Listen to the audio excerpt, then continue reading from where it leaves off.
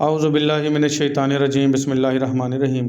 आज हमने पढ़ना है हमारा बेटा pharmacy technician category B part second के लेक्चर। ये फार्मास्यूटिक्स 3 है हमारी, पेज नंबर हमारा 20 है। तो आज हमने पढ़ना है प्रिवेंशन हेल्थ यानी हिफाजती सेहत के जो इकदाम हैं उसमें आ जाएगा ईपीआई कहते हैं बेटा एक्सटेंडेड प्रोग्राम ऑफ इम्यूनाइजेशन। जो बच्चों को हिफाजती टीके लगाए जाते हैं ये वो प्रोग्राम है बेटा। और ये आ जाएगा सीडीसी कहते हैं communicable disease control. Communicable disease ऐसी बीमारियां होती हैं बेटा जिनको हम अछूत की बीमारियां कहते हैं जो एक से दूसरे में लग जाती हैं। तो ये आज हमने पढ़ना दोनों तफसील के साथ ईपीआई और CDC. It is identification and minimising the risk. ये शनाख्त करना है और ख़तरात को कम से कम करना है। ये जो रिस्क फैक्टर्स हैं उनको फॉर डिजीज़ बीमारी से जो बीमारी के ख़तरात हैं उनकी शनाख्त करनी है और उन ख़तरात को कम से कम करना है। Improve the course of an existing disease, और जो मौजूद डिजीज़ है उसका जो उसका दुरानिया कम करना है। And screening for early detection of disease, और ऐसे टेस्ट करने हैं ताकि हमें बीमारी की जो तशख़ीस है वो जल्द अज जल्द हो जाए। जितनी जल्दी तशख़ीस होगी उसका इलाज भी इतनी जल्दी शुरू होगा। तो ये क्या कहलाएगा? Preventive health. ठीक है। It also includes public health achievement. इसमें जो पब्लिक की जो सेहत है उसमें होने वाली जो बेहतरियां हैं वो भी शामिल हैं, सच एज़ वैक्सीनेशन प्रोग्राम्स, जैसा कि हम वैक्सीनेशन प्रोग्राम चलाते हैं बच्चों के लिए। And control of many infectious disease, और कुछ जो इन्फेक्शस डिजीज़ हैं उनको कंट्रोल करते हैं, इंक्लूडिंग पोलियो जिसमें पोलियो आ जाती है, डिफ्थेरिया खन्नाक आ जाती है, येलो फीवर माल्टा बुखार आ जाता है, एंड स्मॉल पॉक्स और मायरानी आ जाती है जिसको लाकड़ा काकड़ा भी कहते हैं, मायरानी, इसे कई सारे नाम है, स्मॉल पॉक्स, चिकन पॉक्स, काऊ पॉक्स, ये इसके नाम है, पॉक्स आता है एंड पे। तो इन तमाम बीमारियों की इनसे बचना है हमने। तो बेटा आ जाएगा सीडीसी यानी कम्युनिकेबल डिजीज़ कंट्रोल। ये जो था यहाँ पे इसका एक पोर्शन सीडीसी। कम्युनिकेबल डिजीज़ ऐसी बीमारियाँ जो मैंने बताया बेटा जो एक से दूसरे को लग जाती हैं वो कम्युनिकेबल डिजीज़ कहलाती हैं। तो diseases which are transmitted directly और indirectly from one person to another, वो बीमारियां जो एक से बराह रास्त बिलवास्ता या बिला वास्ता डायरेक्टली और इनडायरेक्टली कहते हैं बेटा फैलती हैं एक शख्स से दूसरे में, आर कॉल्ड कम्युनिकेबल डिजीज़। ऐसी बीमारियों को हम कम्युनिकेबल डिजीज़ कहते हैं। जैसे ज़ुकाम था मुझे, मैंने छींका तो दूसरे को हो गया। मोस्टली टीबी ऐसे फैलती है बेटा, एड्स, हेपेटाइटिस बी सी ऐसे फैलती हैं। ये सारी की सारी क्या कहलाती हैं? Communicable diseases. तो these diseases can be prevented by practising hygiene. ऐसी बीमारियों से बचा जा सकता है कि अगर आप अमल दरामद करें सफाई पे। हाइजीन, क्लीन लाइनेस का दूसरा लफ्ज़ है बेटा हाइजीन, सफाई है। तो अगर आप सफाई के ऊपर अमल दरामद करें। And improving the living standard, और अपना जो लाइफ स्टाइल है, लिविंग स्टैंडर्ड है उसको बेहतर बनाएं, यानी उसमें सफाई सुथराई ले आएँ।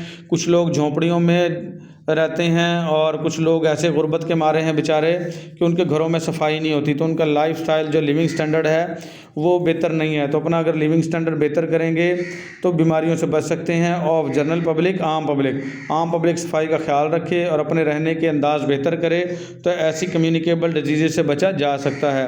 अ pharmacist being is directed contact with the general public. Pharmacist का डायरेक्ट रब्ता होता है आम लोगों के साथ। It is better position to educate the people. ये बेहतर आपकी पोजीशन है कि आप लोगों में इल्म फैलाएं, आगाही दें। एजुकेट का मतलब यहाँ आगाही देना है बेटा। About the general aspects of communicable disease, जो अछूत की बीमारियाँ हैं, एक से दूसरे में लगने वाली बीमारियाँ हैं कम्युनिकेबल डिजीज़, उसके बारे में लोगों को आगाह करें। देयर प्रिवेंशन, इनके बचाव के तरीके बताएं। एंड कंट्रोल, और कैसे कंट्रोल किया जा सकता है ये बताएं। तो ये भी फार्मासिस्ट की ही ड्यूटी बनती है कि कम्युनिकेबल डिजीज़ से बचाने के लिए लोगों में आगाही पैदा करे। Some common communicable disease in Pakistan are, कुछ कम्युनिकेबल डिजीज़ हैं पाकिस्तान में वो मंदरजा झेल हैं। तो वो कौन कौन सी हैं? Communicable disease remain a major public health concern in Pakistan. ये जो कम्युनिकेबल डिजीज़ हैं ये सेहत का बहुत अहम मसला रही है पाकिस्तान में। Pakistan is at high risk of epidemics. Pakistan high risk में रहता है एपिडेमिक्स में। एपिडेमिक्स कहते हैं बेटा wide spread occurrence of an infectious disease. अगर बहुत ज़्यादा इलाके में फैल जाए ये infectious disease in a community, किसी भी आबादी में एट अ पार्टिकुलर टाइम, एक ख़ास वक्त में, तो उसको हम एपिडेमिक कहते हैं। एक होती है बेटा एपिडेमिक, एक होती है पैंडेमिक। पैंडेमिक होती है बहुत सारे ममालिक में, तकरीबन पूरी दुनिया में ही फैल जाए तो वो पैंडेमिक कहलाता है। अगर किसी एक ख़ास इलाके में फैले तो उसको एपिडेमिक कहते हैं। ये मरूजियाँ भी बन सकती हैं बेटा आपकी। तो एपिडेमिक क्या हो सकती है? किसी एक इलाके में हैज़ा फूट पड़ना, वहाँ हस्पतालों में हैज़े के ही मरीज़ आ रहे होंगे, कई मरीज़, या मोशन लग जाना, मोशन के मरीज़ आ रहे होंगे, पेट में मरोड़े पड़ जाना। तो अगर किसी एक इलाके में बहुत ज़्यादा 30, 40, 50 मरीज़ रोज़ाना के किसी एक बीमारी के आ रहे हैं तो उसको हम एपिडेमिक कहेंगे। तो पाकिस्तान जो है वो हाई रिस्क पे रहा है इन एपिडेमिक्स के, because of over crowded cities, क्योंकि हमारे शहरों में बहुत ज़्यादा आबादी है। अनसेफ ड्रिंकिंग वाटर, पीने का पानी साफ़ नहीं है, अनसेफ है। इनएडिक्वेट सैनिटेशन, सफाई की सूरत हाल नाकाफ़ी और बेहतर नहीं है। Poor socio economic condition, socio कहते हैं बेटा मुआशरे को, सोशोलॉजी मुआशरे को, और इकनॉमिक्स कहते हैं बेटा रुपए पैसे को। तो हमारी माशरती सूरत हाल भी ठीक नहीं है और हम गरीब भी हैं, यानी इकनॉमिक सूरत हाल भी हमारी बेहतर नहीं है। लो हेल्थ अवेयरनेस, और हमें सेहत के जो मसाइल हैं उनसे आगाही भी बहुत कम है। अवेयरनेस क्या होता है? आगाही। एंड ये इनएडिकेट वैक्सीनेशन कवरेज, और हमारे पास जो वैक्सीन लगवाने की जो कवरेज है वो भी नाकाफ़ी है।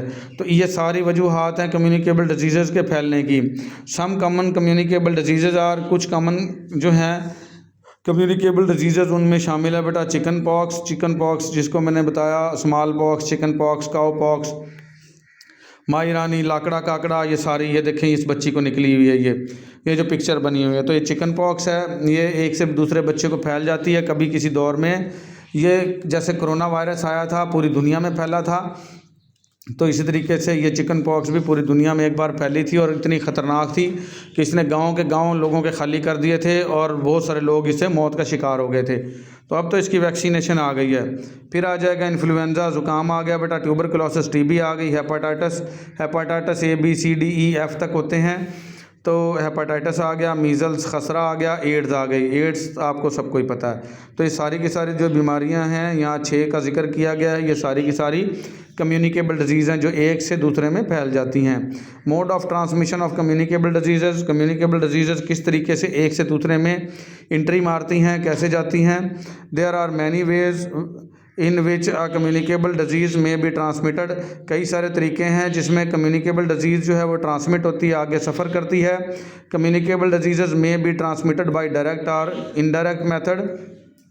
कम्युनिकेबल डिजीज़ बिलवास्ता या बिलावास्ता यानी डायरेक्ट या इनडायरेक्ट तरीके से फैलती हैं, depending on the infectious agent, और ये इन्फेक्शस एजेंट पर डिपेंड करता है कि वो कैसा इन्फेक्शस एजेंट है। इन्फेक्शस एजेंट क्या हो गया बेटा? जैसे टीबी का कोई मर्ज़ है तो किसी शख्स को, जैसे दादा अबू को, और कोई एक उसका बच्चा या उसका पोता वगैरह उसकी खिदमत के लिए हर वक्त उसके साथ रहता है उसी कमरे में, तो टीबी के जरासीम उसको लगे उस बच्चे को, तो ये हो गया डायरेक्ट उसको टीबी हो गई बच्चे को भी। और खुदा न खास्ता वो बच्चा आगे किसी और से जाके मिला तो उस दादा अबू के जरासीम उस अगले वाले को लग गए, तो ये इनडायरेक्टली हो गया, ये बिलवास्ता हो गया। यानी इस तरीके से ये बीमारियां फैलती हैं और ये इन्फेक्शस एजेंट पर डिपेंड करती हैं। Direct contact is establish through touching, direct जो कॉन्टैक्ट है, ये को पूछ ले डायरेक्ट रब्ता क्या होता है? ये टचिंग से, किसी न किसी बीमार शख्स ने किसी को छू लिया, किसिंग, पारियां कर ली, ठीक है।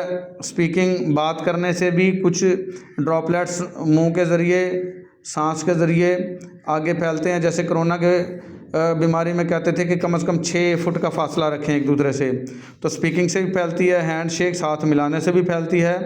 तो ये क्या है? Direct contact. इन्फेक्शंस में बी ट्रांसमिटेड इनडायरेक्टली, और ये जो इन्फेक्शन है वो इनडायरेक्टली भी फैलते हैं। वो ऊपर वाले डायरेक्ट तरीके हैं बेटा, ये पॉइंट बना के भी लिख सकते हैं। और इनडायरेक्ट तरीके कौन से हैं? थ्रू व्हीकल्स के ज़रिए, व्हीकल्स गाड़ियों को कहते हैं बेटा। फूड, खाने के ज़रिए। फ्लूइड, किसी माया के ज़रिए। आर एनी अदर थिंग, या कोई भी ऐसी चीज़ that is infected person use, जो कि मुतासरा शख्स इस्तेमाल करता है। जैसे ये कोई भी शख्स है, वो गन्ने का जूस पी के चला गया एक गिलास में, और वो गिलास ठीक से ना धोया और किसी दूसरे ने भी गन्ने का जूस आके उसी में पी लिया, तो जहाँ उसने मुंह लगाया हुआ था तो उसका थूक वहाँ पे लगा हुआ था, तो उस थूक के अंदर जरासीम मौजूद थे, हेपाटाइटिस वगैरह के या एड्स के, तो उधर से दूसरे ने भी आके पी लिया, तो उसको भी बीमारी हो गई। तो ये क्या हो गया, इनडायरेक्ट बेटा। तो अब ये नहीं कह सकते कि आप गन्ने का जूस नहीं पीना चाहिए, बेटा पीना चाहिए, लेकिन गिलास वगैरह अच्छे से धो लें, और अगर आपको कोई शक हो तो वो स्ट्रा वगैरह का यूज़ कर लें। स्ट्रा हर वक्त हर बार नया ही होता है, और कुछ लोग तो निकम्मे होते हैं, उन्होंने स्ट्रा भी वही धो के रखे होते हैं दोबारा। तो these disease are also transmitted through droplets. ये बीमारियां जो हैं वो ड्रॉपलेट से भी फैलती हैं, और सलाइवा थूक के, जैसे मैं बोल रहा हूँ तो मेरे मुंह से अगर कोई थूक के ज़रात निकल ही रहे होंगे, फील नहीं होते। सर्दियों में आपको पता है हम सांस भी ले रहे होते तो भाप फील हो रही होती है। तो भाप असल में क्या होता है, ड्रॉपलेट्स होते हैं। सर्दियों में नज़र आते हैं, गर्मियों में नज़र नहीं आते, लेकिन होते गर्मियों में भी हैं वो। तो ये ड्रॉपलेट्स हैं, सलाइवा थूक के ड्रॉपलेट्स हैं, कफ खांसी के, स्नीजिंग छींकने के, और स्पीकिंग या बोलने से, तो इनसे भी ये फैलती हैं बीमारियां। Control and prevention of communicable disease. Control कैसे करेंगे और बचाव कैसे करेंगे इन कम्युनिकेबल डिजीज़ से? There are 3 essential components in chain of infection. Infection की चेन फैलाने में 3 जो हैं वो एजेंट्स हैं। सोर्स, ज़रिया, जैसे अगर कोई टीबी का मरीज़ है तो वो सोर्स है बेटा। और रेजरवायर, रेजरवायर क्या है, जैसा कि उसके बिस्तरे, उसके बर्तन, वो उसके क्या है, रेजरवायर। और mode of transmission, mode of transmission में क्या हो सकता है, वो बेटा खांसता है, उसको कफ कहेंगे बेटा, स्नीजिंग छींकता है, या उसका सलाइवा थूक है, तो ये मोड ऑफ ट्रांसमिशन हो गया। ठीक है। एंड ससेप्टिबल होस्ट, और ससेप्टिबल होस्ट आ गया। ये बात यहाँ समझने की है बेटा। ससेप्टिबल ऐसा शख्स होता है जिसका इम्यूनिटी बहुत कमज़ोर होती है और छोटी छोटी बीमारियों का वो शिकार हो जाता है अचानक से, तो उसको कहेंगे ससेप्टिबल होस्ट। ऐसा शख्स जिसका इम्यूनिटी का निज़ाम ज़्यादा बेहतर ना हो, उसको ससेप्टिबल कहेंगे। बहुत सारे लोग ऐसे हैं, अब जरासीमों से बेटा कोई भी शख्स नहीं बच सकता। तो कुछ लोगों का इम्यून सिस्टम इतना स्ट्रॉन्ग है, उनको कोरोना हुआ, उनके इम्यून सिस्टम बेटा हमारी बॉडी का पुलिस सिस्टम है। हमारी बॉडी के अंदर ऐसे अल्लाह पाक ने सिस्टम बनाया हुआ है कि जो नुकसानदेह जरासीमों को फ़ौरन ही फटका देता, मार देता, और हमें बीमार होने नहीं देता। तो कुछ लोगों का इम्यून सिस्टम इतना स्ट्रॉन्ग है कि उनको कोरोना हुआ, उनको पता ही नहीं चला, उनके इम्यून सिस्टम ने कोरोना का वायरस भी मार दिया, हेपेटाइटिस के भी मार दिया, और पोलियो का, और जो है अल्लाह आपका भला करे टीबी का, सारे जरासीम उनके जो इम्यून सिस्टम ने मारे हुए हैं। क्योंकि कोई भी शख्स जो है वो इन जरासीमों से तो किसी सूरत बच ही नहीं सकता। लेकिन कुछ लोग होते हैं बेचारे ससेप्टिबल, जिनका इम्यून सिस्टम इतना स्ट्रॉन्ग नहीं होता, तो वो बीमार हो सकते हैं। तो इसलिए कहते हैं बेटा कि ये 3 जो है मेन चीज़ें हैं। वो एक तो पहली चीज़ क्या होगी, सोर्स या रेजरवायर, दूसरा क्या हो गया मोड ऑफ ट्रांसमिशन, और तीसरा क्या हो गया ससेप्टिबल होस्ट। ठीक है। तो ये कोई भी पूछ सकता है कि जो कंपोनेंट्स कितने चेन ऑफ इन्फेक्शन के, तो आपने 3 बेसिक पॉइंट बना के लिख दें। Disease control involves all the measures. बीमारियों के कंट्रोल में तमाम आपको इकदाम करने पड़ेंगे। जो डिज़ाइन दिए गए हैं टू प्रिवेंट द, जो बचा सकेंगे, और रिड्यूस या कम कर सकेंगे the incidence of the disease. बीमारी का जो वाक़या जो रोनुमा होगा उसको या तो कम कर सकेंगे या उसको ख़त्म कर सकेंगे। ठीक है। कंट्रोलिंग द रेजरवायर, अब ये 3 चीज़ें थी। पहली चीज़ क्या थी, रेजरवायर। रेजरवायर क्या था, जो चीज़ बची पड़ी है, मौजूद है। रेजरवायर वैसे कहते हैं बचा के रखी हुई कोई भी चीज़। जैसा कि हम सर्दियों में जब गंदम होती है तो हम अपना ड्रम भर के रख लेते हैं रेजरवायर के तौर पे, पूरा साल उसको खाते रहते हैं वहाँ से। इस तरीके से जानवरों के लिए वो चारे के तौर पे जो तूड़ी भूसा होता है वो भी हम एक बड़ी सी जो है वो लिपाई करके गारा के साथ रख लेते हैं। धड़ वगैरह वो जानवरों का रेजरवायर हो गया, तो बचा हुआ चीज़ है। तो इसी तरीके से रेजरवायर बीमारी का भी होता है। जो शख्स, जैसा कि एक टीबी है तो टीबी का शख्स या उसकी जो चीज़ें हैं वो रेजरवायर हैं बेटा। The simplest method of controlling the disease would be eliminating the reservoir. तो सबसे सादा तरीका क्या है इस बीमारी से बचने का, कि आप रेजरवायर को जड़ से उखाड़ के फेंक दो। आर द सोर्स, या वो ज़रिया, where possible by early diagnosis or isolation, जिससे हमें पहले तशखीस हो गई या हम उससे अलग हो जाएं। Or limitation of the movement, या हम उस शख्स की जो मोमेंट है, हरकत है, उसको लिमिटेड कर दें। ऑफ द इन्फेक्टेड पर्सन, जो मुतासरा शख्स है। जैसे जिसको टीबी हुई है, हमें पता चल गया कि इसको टीबी है, उसके हम बर्तन अलग कर देंगे, उसका बिस्तर अलग कर देंगे, उसके पास लोगों का आना जाना बंद कर देंगे। अगर कोई जाएगा अभी तो मास्क लगा के जाएगा और हाथों पे ग्लव्स वगैरह पहनेगा। जब वापस आएंगे तो उनको ग्लव्स को उतारेंगे, मास्क उतारेंगे और हाथों को अच्छे से धोएंगे। तो सबसे पहले क्या है, रेजरवायर को कंट्रोल करेंगे हम हैं। फिर आ जाएगा इंटरप्शन ऑफ ट्रांसमिशन, जो ट्रांसमिशन हो रही है, ट्रांसमिट हो रही है डिजीज़, बीमारी आगे, तो उसका जो इंटरप्शन हो रही है उसको रोक देंगे हम। It is the method to we break the chain of transmission or control the disease. ये वो तरीका है जिससे हम चेन को तोड़ेंगे और ट्रांसमिशन जो हो रही है, बीमारी का फैलाव हो रहा है, उसे रोक देंगे। ठीक है, जैसा कि अगर थूक से बीमारी फैल रही है या बातों से, तो उसको भी मास्क पहनाएंगे ताकि उसका थूक या उसके बोलने से जो उसके ड्रॉपलेट्स हैं ज़्यादा दूर तक ना जा सकें। फिर आ जाएगा ससेप्टिबल होस्ट। ससेप्टिबल होस्ट वो है जिनके इम्यून सिस्टम कमज़ोर है, जो जल्दी बीमारियों का शिकार हो जाते हैं लोग। तो ऐसे ससेप्टिबल जो होस्ट है आर पीपल, या ऐसे लोग एट रिस्क जो ख़तरे में होते हैं, कैन बी प्रोटेक्टेड, इनको बचाया जा सकता है बाय इम्यूनाइजेशन। इम्यूनाइजेशन कहते हैं एक्सटेंडेड प्रोग्राम ऑफ इम्यूनाइजेशन और कीमोप्रोफाइलैक्सिस। कीमोप्रोफाइलैक्सिस होता है बेटा कुछ मेडिसिन से इलाज करना। मेडिसिन में क्या होते हैं, केमिकल, तो केमिकल से इलाज किया जा सकता है, या उनको वैक्सीनेशन वगैरह लगाना, वो क्या कहलाता है, इम्यूनाइजेशन। तो इनसे बचाया जा सकता है। इम्यूनाइजेशन में क्या आ जाएगा बेटा, एक्सटेंडेड प्रोग्राम हो ऑन इम्यूनाइजेशन EPI। ये आपके बच्चों को जो हिफाजती टीके लगाए जाते हैं वो इसीलिए लगाए जाते हैं कि हम किसी भी सूरत जरासीमों से बच नहीं सकते, हमारा वास्ता पढ़ना ही पढ़ना है। तो फिर हम जो ये बच्चों को पहले से ही क्या लगा दें, हिफाजती टीके, वैक्सीनेशन लगा दें। और वैक्सीनेशन कैसे काम करती है बेटा, जो आपका इम्यून सिस्टम है उसको बूस्टअप करती है। वैक्सीन में होता क्या है, वो जो बीमारी जिसके जो जरासीम होंगे, उसी बीमारी के जरासीम वैक्सीन में डाले जाते हैं, लेकिन या तो वो मुर्दा किए होते हैं या कमज़ोर किए होते हैं। वो आपकी बॉडी में एंट्री लेते हैं। एक तो जो आपका इम्यून सिस्टम है उसकी ये सलाहियत है कि वो उन जरासीमों की शनाख्त कर लेता है, हमेशा के लिए उनकी फ़ोटो बना के रख लेता है अंदर, और उनको मार देता है। तो मरे हुए तो वो पहले ही होते हैं, लेकिन हम लोग ये समझते हैं कि हमारा इम्यून सिस्टम ये समझता है कि मैंने इनको मारा है, तो मरे हुए तो वो पहले ही हैं। लेकिन उससे क्या हो जाता है, वो हमारा इम्यून सिस्टम बूस्टअप हो जाता है, तगड़ा हो जाता है, और मुस्तकबिल करीब में अगर उन असल जरासीमों से हमारा सामना होता है तो वो उनको फटका के मार देता है। वो कहता है तुम फिर आ गए हो, मैंने पहले भी तुम्हें मारा हुआ है। तो इसलिए जो वैक्सीनेशन है असल में हमारे इम्यून सिस्टम को धोखा दे के उसको बूस्टअप करवाया जाता है। The extended programme of immunisation on immunisation बेटा, द एक्सपेंडेड या एक्सटेंडेड, ये एक्सटेंडेड लफ्ज़ है बेटा, यहाँ एक्सपेंडेड लिख दिया। Expanded programme on immunisation EPI is disease prevention के एक्टिविटी।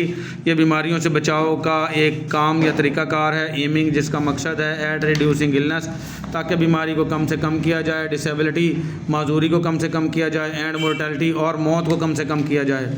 फ्राम चाइल्डहुड, बचपन से ही लेके, डिजीज़ प्रिवेंटेबल बाय इम्यूनाइजेशन, और बीमारियों से बचा जा सके इम्यूनाइजेशन के ज़रिए। अब ये लगाई तो वैक्सीन जा रही हैं, लेकिन इसमें हम अपने इम्यून सिस्टम को बूस्ट अप कर रहे हैं, इसलिए हम इसको क्या कहते हैं, इम्यूनाइजेशन। ठीक है। प्रिवेंशन ऑफ डिजीज़, बीमारियों से बचाव इज़ नीडेड, इसकी ज़रूरत है टू ऑफ द डे, आजकल, यानी आज की ज़रूरत है बीमारियों से बचना। The rising cost of the sorry बेटा, थोड़ा स्टॉप करना पड़ा था हमें। तो वो कहता है बीमारियों से बचाव की जो है वो ज़रूरत है, आज बीमारियों से बचाओ आज की ज़रूरत है। The rising cost of treating, जो इलाज की बढ़ती हुई जो खराजात हैं, द डिजीज़, बीमारियों के, रिक्वायर अस, ये हमसे तकाजा करते हैं टू फोकस मोर, के हम ज़्यादा तवज्जो दें ऑन देयर प्रिवेंशन, इनके बचाव पे। यानी बीमार हो के जो ख़र्चा करना है तो पहले बचाव पे ही खर्चा कर लें, बीमारी होने ही ना दें। तो immunisation is among the most successful components. तो इम्यूनाइजेशन का जो प्रोग्राम है जिसमें हम वैक्सीनें लगाते हैं, ये बहुत सक्सेसफुल कंपोनेंट है। आर प्रिवेंटिव मेडिसिन, या बचाव की दवा होती है ये आपकी वैक्सीन। तो ये ध्यान में रखना बेटा, वैक्सीन क्या होता है, बीमार होने से पहले जो इकदामात या दवा दी जाती है वो वैक्सीन कहलाती है। बीमार होने के बाद जो दवा दी जाती है वो मेडिसिन होती है। तो ये वैक्सीनेशन है, बीमार होने से पहले ही दी जाती है। Pakistan has made significant improvement in EPI coverage. Pakistan ने बहुत अहम इम्प्रूवमेंट की है, बेहतरी लाया पाकिस्तान इस EPI कवरेज में in comparison to India and Afghanistan. और अगर हम इंडिया और अफ़गानिस्तान का मुशाहिदा करें तो उससे पाकिस्तान जो है वो ज़्यादा तरक्की में है। But has to adopt a more aggressive implementation strategy, लेकिन पाकिस्तान को और ज़्यादा तवज्जो देनी पड़ेगी इम्प्लीमेंटेशन स्ट्रेटजी पे to compete with other countries of the region, जो इलाके के दूसरे ममालिक हैं उनके साथ, जैसे हमारा चाइना हो गया या इलाके के जो और प्रोग्राम और जो तुर्की वगैरह है, ये भी एशियाई ममालिक में आता है। तो इनके मुकाबले में आने के लिए हमें मज़ीद जो है इक़दाम वो सख्त करने पड़ेंगे। यह आ जाएगा बेटा हमारा जो EPI है, एक्सटेंडेड प्रोग्राम ऑफ इम्यूनाइजेशन। इसमें तकरीबन ये इंजेक्शन होते हैं मुख्तलिफ़ किस्म के। बेटा बर्थ पैदाइश पे कौन सा लगेगा, आपने ये याद कर लेने, मारूजी पॉइंट ऑफ व्यू से बहुत ज़्यादा ज़रूरी हैं। ये BCG है, ये होती है वैक्सीन बेटा आपकी उसके लिए TB के लिए, मेनिंगोकोकल गुराइन इसको कहते हैं। और ये 0.05 ml से ये बेटा 0.05 ml होगी और 0 से 3 मंथ के बच्चे को लगाई जाएगी ये। और फिर इंट्राडर्मल यानी कि इंजेक्शन इसका लगेगा ज़ेर जिल्द बेटा। और प्रेफर डेल्टॉयड या इसको डेल्टॉयड मसल्स में यानी मोटे मसल्स में इसको प्रेफर करेंगे। ये थाई पे लग सकती है बेटा या हिप पे लग सकती है। और ये 0.1 ml लगेगी 3 मंथ के से बड़ा होगा जब बच्चा, तो 3 मंथ तक आधा ml और 3 मंथ से बड़ा होगा तो 1 ml लगाएंगे इसको। फिर दूसरी है OPV oral polio vaccine, polio के जो कतरे होते हैं बेटा 2 ड्रॉप्स देंगे। और पर ओरल, PO का मतलब होता है पर ओरल, मुंह के ज़रिए दिए जाएंगे ये बेटा। फिर 6 वीक्स जब 6 हफ्ते का बच्चा हो जाएगा DPT, और इसको क्या है डिफ्थेरिया, पर्टूसस और टेटनस, ये 3 वैक्सीनें एक ही में होती हैं DPT। डिफ्थेरिया खनाक हो गया, पर्टूसस कुत्ता खांसी और टेटनस हो गया बेटा। और हेपेटाइटिस B ये वैक्सीन इसको देंगे 0.5 ml और इसको देंगे इंट्रामस्कुलर IM देंगे हैं। और OPV oral polio vaccine 2 drops देंगे और पर ओरल मुंह के ज़रिए। और PCV ये नमूनिया की वैक्सीन होती है बेटा PCV। ये निमोकोकल, ये P नमूनिया होता है लेकिन P शुरू में आता है इसलिए PCV है ये बेटा। निमोकोकल कॉन्जुगेट वैक्सीन, PCV क्या है बेटा, निमोकोकल कॉन्जुगेट वैक्सीन। और ये 0.5 ml होगी और इसको भी इंट्रामस्कुलर देंगे, इंजेक्शन देंगे इसका।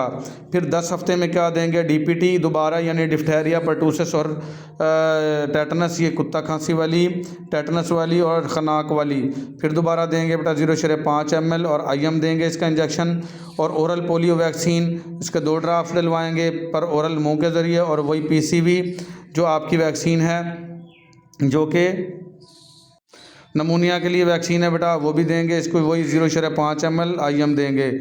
और रेट्रो वायरस की वैक्सीन 1 ml पर ओरल मुंह के ज़रिए पिलाई जाएगी।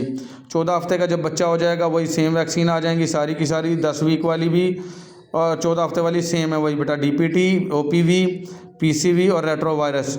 9 मंथ का हो जाएगा तो मीज़ल्स का इंजेक्शन लगेगा, मीज़ल्स खसरे को कहते हैं, और 0.5 ml का लगेगा और ये सबकुटेनियस ज़ेर जिल्द लगेगा बेटा। 12 मंथ का हो जाएगा तो हेपेटाइटिस A और चिकन पॉक्स की जो वैक्सीन है लगेंगी ये आधा ml यानी 0.5 ml, और ये इंट्रामस्कुलर लगेगी हेपेटाइटिस A की वैक्सीन। और चिकन पॉक्स की सबकुटेनियस यानी ज़ेर जिल्द टीका लगेगा। 15 मंथ का जो बच्चा हो जाएगा तो MMR या PCV, ये बेटा MMR वैक्सीन है, मीज़ल, मम्स और रुबेला। मीज़ल्स कहते हैं बेटा खसरे को और मम्स कहते हैं कनपेड को। रुबेला भी जो है वो जर्मन मीज़ल्स है, खसरे की एक किस्म है, 3 दिन के लिए होता है, ये शॉर्ट टर्म के लिए लेकिन शदीद होता है। कुछ लोग इसको नज़रअंदाज कर सकते हैं लेकिन बच्चों को जो है ये जानलेवा हो सकता है, इसलिए इसकी वैक्सीन भी लगाई जाती है। और ये 0.5 ml लगेगी और सबकुटेनियस यानी ज़ेर जिल्द टीका लगेगा इसका। PCV वही नमूनिया की वैक्सीन बेटा 0.5 ml और IM लगेगी।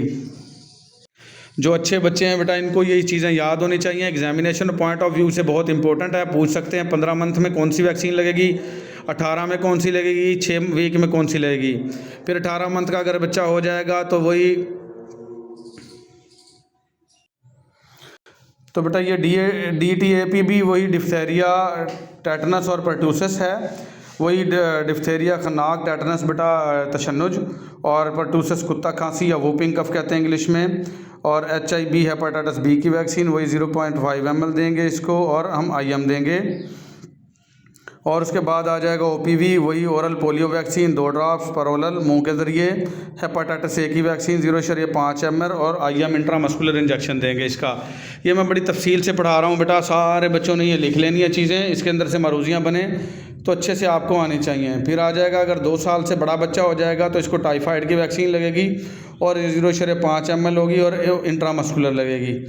फिर आ जाएगा उसके बाद 4.5 ईयर्स, 4 से 5 यानी 4 से 5 साल का बच्चा हो जाएगा, वो DTAP, ये डिफ्थेरिया, परटूसस और वही टेटनस की वैक्सीन 0.5 ml और IM लगेगी। और चिकन पॉक्स की वैक्सीन जिसको मायरानी कहते हैं 0.5 ml सबकुटेनियस ज़ेरे जिल्द, और OPV ओरल पोलियो वैक्सीन जो 2 ड्रॉप्स पर ओरल दिए जाएंगे बेटा। अच्छा, ये जहन में रखें जिनके ऊपर 2 स्टार बने हुए हैं या 1 स्टार बना हुआ है, ये वैक्सीनेशन क्या है ये मैं आपको बताऊंगा आगे चल के, इन्होंने नीचे डिटेल दी हुई है। फिर आ जाएगा 5 से 7 साल का जब बच्चा हो जाएगा MMR, वही मीज़ल, मम्स और रुबेला वायरस की, तो ये 0.5 ml और इसको सबकुटेनियस देंगे। 10 से 15 साल का जब बच्चा हो जाएगा तो इसको TT टेटनस का इंजेक्शन, और वही MMR, measles, mumps, rubella 0.5 ml, और इसमें अगर टेटनस है तो इंट्रामस्कुलर, और MMR है तो सबकुटेनियस यानी कि ज़ेरे जिल्द टीका देंगे इसको। तो ये देखें बेटा, जिसके ऊपर 1 स्टार बना हुआ था ये वैक्सीन पे देखें, इस MMR पे जहाँ टच कर रहा हूँ 1 बना हुआ है, टाइफाइड 1 स्टार बना हुआ है, हेपेटाइटिस A स्टार बना हुआ है। वो कहता है ये these vaccine are not supported by national extended programme, ये वैक्सीन जो है वो नेशनल एक्सटेंडेड प्रोग्राम में शामिल नहीं है फॉर इम्यूनाइजेशन, जो इम्यूनाइजेशन का यानी EPI जो हिफाजती बच्चों को टीके लगते हैं उसमें ये शामिल नहीं है, बट आर स्ट्रांगली रिकमेंडेड, लेकिन इसको बहुत रिकमेंड किया जाता है कि अगर ये लगवा लेंगे तो बहुत बेहतर है। फिर जिन पे 2 स्टार बना हुआ है, कुछ वैक्सीन यहाँ पे हैं देखिए जिन पे 2 स्टार बना हुआ है, DTAP डबल स्टार, MMR यहाँ पे डबल स्टार बना हुआ है, ठीक है। तो 2 स्टार वाली जो वैक्सीन है वो उनके बारे में वो क्या कहता है, वो कहता है कि these vaccine are not included in national EPI, ये भी नेशनल EPI प्रोग्राम में शामिल नहीं है, but are very strongly recommended, लेकिन ये भी स्ट्रांगली रिकमेंड की जाती हैं। फिर आ जाएंगे ट्रिपल स्टार वाली जिनके ऊपर ये देखें 3 स्टार बने हुए थे, ये 3 स्टार वाली, to be administered only if no evidence of second MMR administration, age 5 to 7 years, कहता है ये तभी वैक्सीन दी जाएगी जब कोई शहादत नहीं मिलेगी। सेकंड MMR जो उसने करवाई है वैक्सीनेशन, तो 5 से 7 साल की उम्र में अगर उसने नहीं करवाई ये वाली MMR, तो ये तभी दी जाएगी MMR ये वाली जो 10 से 15 साल की उम्र में है, ठीक है, ट्रिपल स्टार वाली। तो इनके बारे में उसने वजाहत भी कर दी। तो ये हमारा लेक्चर बेटा थोड़ा सा बड़ा हो गया है, लेकिन इसको मैंने तफसील से बयान किया है। इनको 2 लेक्चर करके सुने तो आपकी मर्ज़ी है, एक ही लेक्चर में अच्छे से याद कर लें तो आपकी मर्ज़ी है। अगर मेरा लेक्चर सही से समझ आया हो तो अपने दोस्तों को रिकमेंड किया करें कि वो अपने दोस्तों के साथ शेयर करें ताकि बच्चे घर बैठ के अच्छे वाली तैयारी कर सकें। अगला हमारा लेक्चर होगा फैमिली प्लानिंग में, जिसके अंदर से बहुत ज़्यादा मरूजियाँ बनेंगी। आज के लिए हमारा इतना ही, मिलेंगे अगले लेक्चर में। अल्लाह हाफिज़।